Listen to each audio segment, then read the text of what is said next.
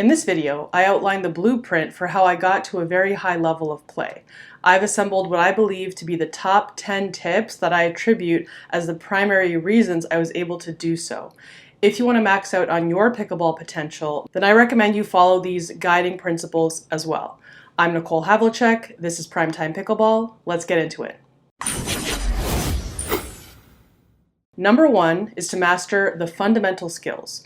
Those are as follows: a serve that you can routinely get deep to various parts of the service box, a return that you can also reliably get deep, a drop from various areas of the court, like both from deep and short, that get you up to the non-volley zone and are also difficult for your opponents to attack, an aggressive dinking game that you can press your opponents with, a defensive game that can get you out of trouble, meaning you can neutralize both hard hit shots and also very well placed shots and dig yourself out of a jam when that happens. You also, of course, want a speed up game that is potent and finishes points. Those are the general technical skill categories that you're going to need. You're also going to need sound strategy so that you know when to bust out the right skill at the right time.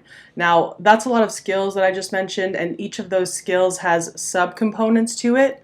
Getting into the nitty-gritty of all of that is beyond the scope of this video, but I will list videos in the description that will guide you in developing each one of those skills as far as shot technique goes.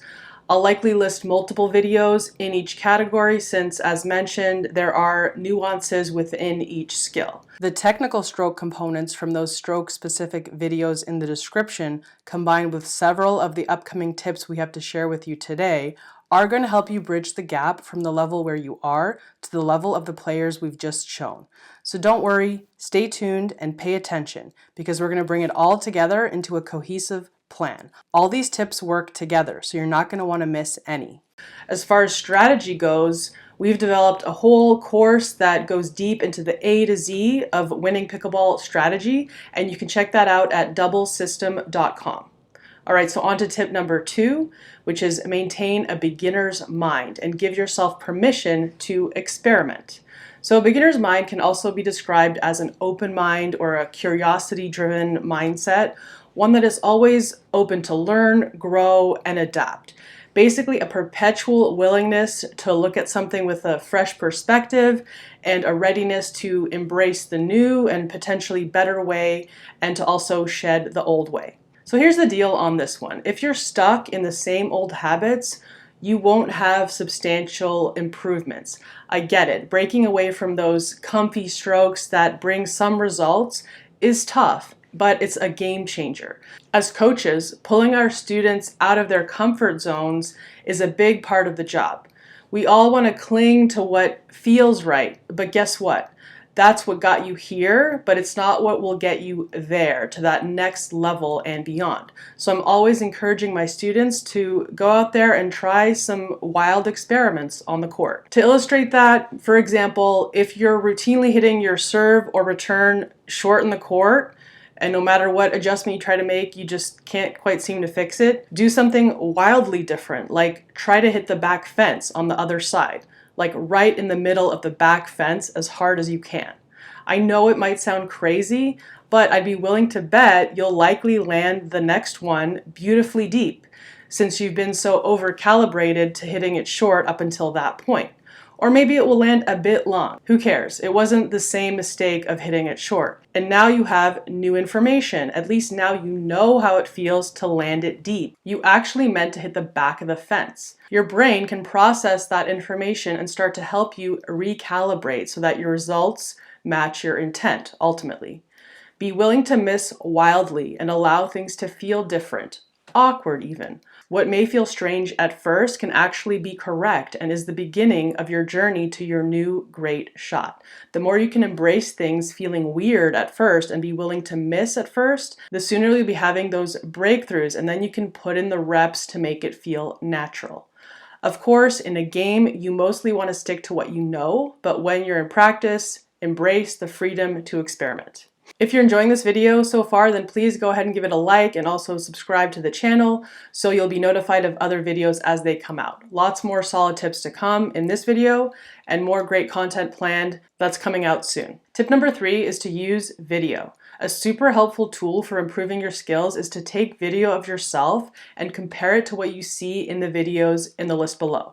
I guarantee it will be eye-opening. What we think we're doing is often not what we're actually doing. So when you see it right there in living color and compare it to someone who has success with that skill at the level that you would like to have success, then take note of the differences and get to work on those changes. Then take video again of your now different and new motion, compare and contrast again, and iterate in that way. Tip number 4 is a big theme for the rest of the tips, so we'll spend a bit more time here, and number 5 through 10 are more condensed since they support the primary theme. Number 4 is to drill and to use progressions when you do so. Improving a pickleball skill is a journey that unfolds through progressive steps, just like you have to climb a staircase one step at a time in order to get from the level where you are to the level you want to be. So must you do for every pickleball skill you want to develop. Take the skill that you're interested in improving and break it down into smaller, more manageable steps. What are the components you can control, assuming you have a cooperative partner, wall, or a ball machine to work with? You can manage the nature of the incoming shot in addition to all the variables of how you handle the shot. The components of the incoming shot are the speed of the ball. A slower incoming ball is, of course, easier to deal with than a faster incoming ball. Your distance from the net, when you're up in the court, is generally an easier shot to handle than when you're further back, since your target is closer to you. There's spin. Incoming shots with no spin generally are easier to handle than a shot coming with lots of spin. The height of the ball is also a factor. A higher contact is easier for you to handle than a low contact, with the exception, of course, of a too high contact that's out of reach, but that's a special case. We're talking about a comfortable kind of waist to shoulder high contact, or even right in your wheelhouse on an overhead. And what are the components in terms of what you can control and how you're sending the ball? There's generally the speed of your swing, the length of your swing, your contact point, your swing path, which relates to the type of spin you want to hit, if any. So you go low to high for topspin and more high to low for underspin, and a more level shot for a pure flat drive. Those are the main variables to focus on that end. In addition to that, something you want to keep in mind that you can control that relates to both receiving the ball and sending the ball is the incoming direction versus the outgoing direction of the ball. The nuanced differences between hitting it back exactly where it came from versus sending it left of where it came from or right of where it came from matter, and you'll want to train all the possible changes of direction that will arise in a pickleball point. So you want to ramp down the components in terms of difficulty as far as you can until you're really solid at that level, and then dial up the difficulty a little bit on one of the components. Not a lot of them, just one or maybe two, but no more. Gain mastery over an easier level of that skill, and then work your way up step by step to a level of difficulty that is more representative of the level you will face during a game. Let's bring that to life with an example. So for example, let's say your backhand drop from the baseline is very shaky. You have trouble with the easiest of incoming shots from that distance. So that means if it's coming too slow with no spin and at a reasonable height, you're still not confident and you really struggle with making a solid shot routinely. Take a step or two inside the baseline. Is it still shaky from there? Okay, take a step or two closer.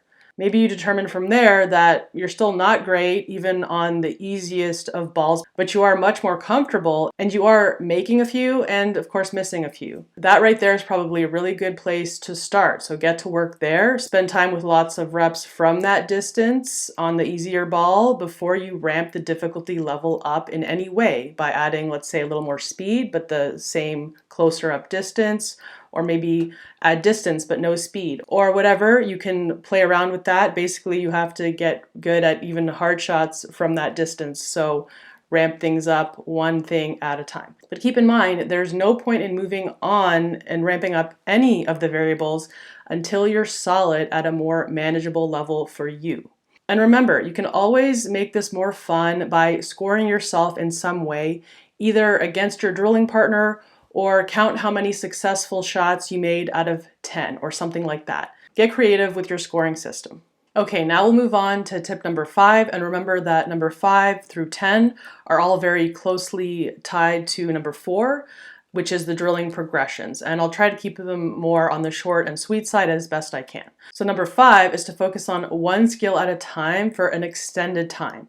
It's very tempting to want to hop around from skill to skill to skill every practice session because variety is the spice of life, as they say, or whatever, but that's a recipe for not making big strides in any one thing. If you focus the sun in a magnifying glass just so and hold it in that position long enough, you can focus that heat to produce fire. But if you keep moving the magnifying glass around, then nothing happens. The same applies to skill development. You need a great quantity of quality reps in a frequent and consistent condensed time frame to see improvement that moves the needle. So that was kind of a mouthful, but basically if you really want to improve at a skill, you need to focus on one thing at a time for at least 20 minutes, at least 3 times a week for several months to really see a meaningful improvement. If you have more time to practice than that per week, you can work on 2 to 3 skills at a time. For example, let's say you can drill for 1 hour 3 times per week. Then you can work 3 separate skills over the next 3 months or so, because you can spend 20 minutes per skill for that hour 3 times a week. Or you can work 2 skills for 30 minutes each drilling session. The more time you can clock in per drilling session and the more days you can get out there, the better. And you need to be really focused during that time with a lot of intent behind what you're doing in terms of what we talked about before and dissecting your stroke and applying those changes to your shot during the sessions. And also keep the intensity of your session high, meaning lots of really good footwork. You can't just phone it in. That's not going to work. Be dedicated and put intensity of thought and effort behind that dedication, and things will happen for you. Number 6 is to be patient and have grace with yourself. Think back to the staircase analogy mentioned earlier, and keep in mind that one step in the progression might take days to weeks for you to get solid on, as we said, because you can't move on until that happens. And moving through all the progressions to get to that new skill you want will likely take months.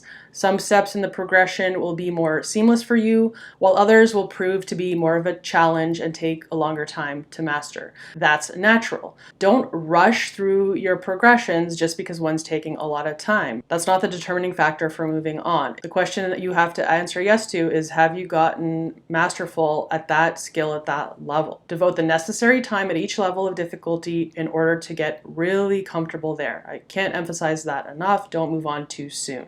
Many players are too quick to rush to wanting to train at a game level type of ball, but often you're just not ready for that. The edge of your skill may be well below that, and that's okay. We are all there on all the skills at some point. You need to train at the edge of your skill level, the place where you can make some, but you miss a bunch too. We're all currently at that place on some skill, no matter what level you are. Even the highest level players have to work with this type of blueprint. For example, developing a two-handed backhand is all of the rage right now in pickleball at the time of filming this video. Many 5-0s and even pros do not have a two-handed backhand of any kind and are actually working on developing that so they can be more of a force on that wing. Following this type of blueprint, or some very close variation thereof, is how they're doing it. They start slower and easier, get really comfortable there, and then move up a little bit at a time, spending as much time as they need to at each step and gaining comfort there before moving on. Things are going to take some time, and allow yourself that time and be kind to yourself as you work through the step. Committing to improvement is relatively simple, but it's not easy. There can be a lot of emotions that come up, so I commend you for wanting to take on this challenge and face those difficulties and work your way through them and continue to stay dedicated. Number 7 is to have your priorities in order. You're going to want to work on the skill that is going to give you the biggest return on investment first. There is a hierarchy of importance of skills, and depending on who you ask, the answer can vary, but here's how I like to think about it and why. I think the first 4 shots of a point are vital. If you miss one of the first 4 shots of the point, you're obviously not going to get to number 5 in any given point. So if that's happening a lot, points are very short, that's for sure. And it takes a minimum of 4 shots to get all 4 players up to the non-volley zone line, a minimum. So that's the serve, the return, then there's the third shot, which in today's modern game is going to be either a drop or a drive. That drive should be hit hard and tight to the net. That's drive type 1, or like a hybrid drop drive. That's maybe 70% of your full speed, and it's dropping down at the incoming returner's feet as they approach the non-volley zone line. So you still have to get it deep, but not full depth, and you want it descending by the time it's arriving to them. So they have to hit a low contact shot. That's the goal. You'll want those 3 types of shots for the third shot high on the priority list. Then there's the fourth shot, which is going to be hit by someone on the returning team. Very often it's the returner as they make their way up to the non-volley zone line. It's an often overlooked shot that can be rather challenging since opponents know to target your feet as you come in.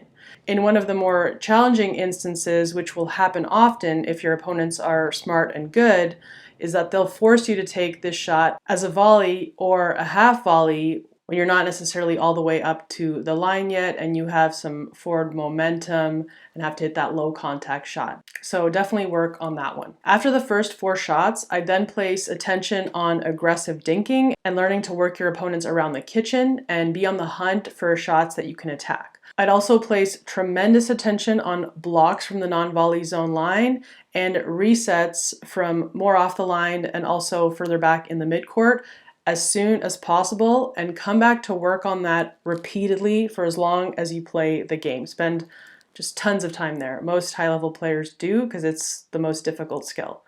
Then add on counterattacking, which is when they attacked back off of your attack, but it wasn't the best, so you can also attack right back on them. That's counterattacking. Then, of course, work on attacking off a dink that was maybe a little bit high, and also work on adding topspin so that you can attack from lower and lower, and also attacking from a little bit further back when they've let a ball come up a little bit too high and it's going to sit up after the bounce. Definitely also add drills for hand speed and reflexes because that's a super important skill that just will help you on the non-volley zone line tremendously. Lastly, work on overheads and lobs. If your overhead is very weak, that is something you might want to move higher on the list of priorities if you find you're being lobbed frequently because of it and it's costing you lots of points. Tip number 8 is to practice with a purpose for the skill that you're currently working on in that drilling session.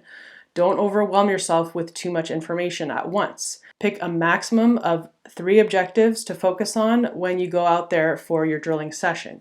Give your mind very clear directions on what to do and think only about that for the duration of the time you're devoting to that skill in your training session today. For example, let's say I'm working on my backhand drop and I've noticed from reviewing film of myself that I don't bend my knees enough. The trajectory of my shot is a bit too flat and I end up hitting into the net more often than I should or that I would like. So I'm going to spend the entirety of that session thinking get low with my knees and extend more up with my follow through and have a little bit more of a low to high motion. If anything, I'll miss long, but not into the net. And that's it. Nothing more than that for the next 20 or 30 minutes. Clear and simple instructions and just a few. Let everything else leave your mind and bring the intensity. Number 9 is to learn to enjoy the process. Pre-accepting that things are going to get tough at times is important. That way you'll be prepared when they do because it's inevitable. You will get frustrated. You may at times feel like you're plateaued or you're having a tough session today despite having a great one yesterday, and that might piss you off a little bit. All of that is normal. Improvement is not a straight graph line up and to the right, so keep working. It may seem like nothing is happening during such a time, which can start to get on your nerves since you are putting in the work. It takes time for things to incubate, and we can't always see it or feel it, but trust that an internal process is happening even if you can't quite register it consciously. New neural pathways are forming and strengthening with each good rep. So when you do hit those challenging and frustrating times, incorporate some fresh drills, mix things up a bit. maybe consider cycling off to a new skill and coming back to that one that's giving you trouble in a few days or a few weeks so you can approach it with a fresh perspective and are more calm at that time. The process of improvement is an ongoing journey, and there are milestones along the way, so celebrate and take joy and pride in the fact that you keep showing up and working the process despite how challenging it can be at times. This will serve you well because it strengthens your mindset. When times get tough and you've worked through it, that's going to happen in competition as well, and you can lean on the fact that you'll trust yourself to persevere no matter what. When you get down, remind yourself why you started on this improvement journey to begin with, and reconnect with the passion and desire that started it all. The sooner you can let go of being frustrated, the sooner the improvement train will get back on track and start moving forward again. Let's move on to number 10, which although it's last, it is definitely not least. It's very important, and a lot is left on the table if this isn't in place. When I'm assessing a player for skill, you might be surprised by the first thing I look at. I'll give you a hint. It's not technique and it's not strategy. Maybe a bit shocking, right? I'm not saying I don't look at those things. I do for sure. It's just that they're not first. What I'm looking at first and foremost is movement and footwork. If you can't get to the ball well, you're never going to hit it well, no matter how good your technique is. So that's where that comes in.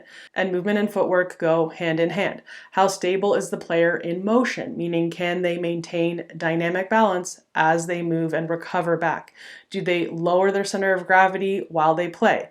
Meaning, do they bend their knees and have a stable base throughout the point? Do they split step and time their movement to the shot well? As they approach the ball, are they good at setting up their feet to maintain good spacing from the ball and leave room for their swinging motion? Does their footwork allow them to maintain a consistent and strong in-front contact point on each and every shot? So going deep on this topic is beyond the scope of this video, but the good news is that I have a great video just for this, where I go into great detail on common movement and footwork problems I see and how to fix them. I'll link to that one in the description below as well and put it near the top of the list so that it's easy to find. It's a really important one. Before we wrap this up, I have a quick bonus tip for you today. Remember when I said you should make things fun and keep score as you work through your progressions on your way to developing a new skill? Well, I highly recommend that at every step, before you move on to the next progression, spend some time gamifying it and scoring at that step, like I said, before you move on to the next thing. It's not just for fun and for kicks. It's actually adding an important variable to the mix, which is pressure. Now, you want to win. We really can't help that. So that's an additional stressor on you of pressure. When you add the gamification and maybe start to feel some pressure, does your grip start to tighten? Does your great technique that you were hitting just a few moments ago start to fall apart? It may, and if it does, that's okay. It's normal because it's a new variable. Remind yourself that you know you've got this shot. You were just hitting it.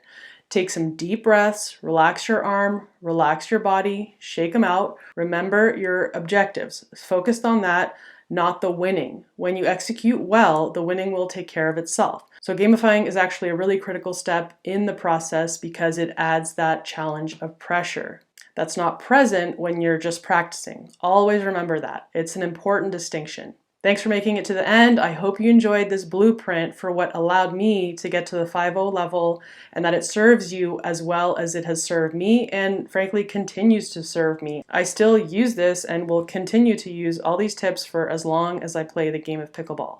Work the plan and let it work for you. All right, enjoy the journey and I'll see you in the next video.